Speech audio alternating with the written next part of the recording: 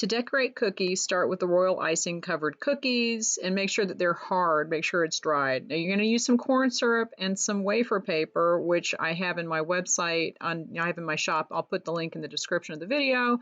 Brush the corn syrup on the back of the wafer paper with a clean paintbrush that's for food only, and then press it onto the cookie. And that's why the icing has to be hard, so make sure it's really dried.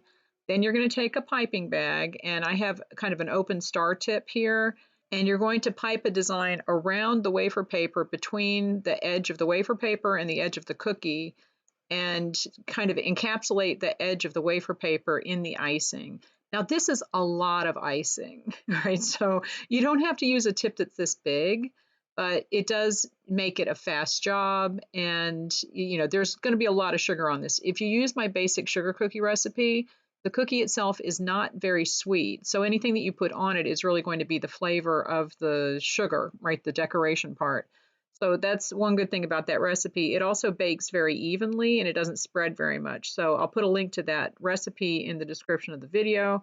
But if you use that, it's not going to be tremendously overwhelming with the sugar that you add for the decorations, but it is still going to be very sweet if you put this much icing on it. You can use a smaller tip, or you can do a different design and just kind of put a little border, like a tiny border around the image itself, and then another border around the edge of the cookie. You're basically trying to cover the edge of the cookie, and that's just in case the edge isn't even and you had to, like you didn't make a perfect circle. That's okay, because you can always cover it up with some kind of a decoration and it won't be as obvious, so it's really not a big deal. Now, I'm making this look very easy because I know how to use a piping bag, but if you're not familiar with how to use a piping bag, that's a skill and you have to learn it. So don't feel bad if the first few attempts that you make are not perfect, because they're not going to be.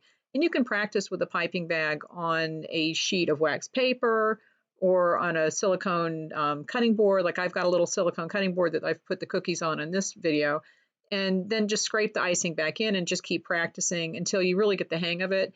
You only need to do a few different patterns in order to get some variety in the cookie designs. So it's not too hard, but it does take a little bit of practice. So you're not going to be able to do it this evenly the first time you do it, so don't feel bad about that. Now you're going to want to let this dry, let the icing dry overnight, let them dry for a long time, and then they'll be hard, and then you can stack them up. But you definitely don't want to put anything on top of them while they are not dry, because it's just going to ruin that pretty icing that you piped out.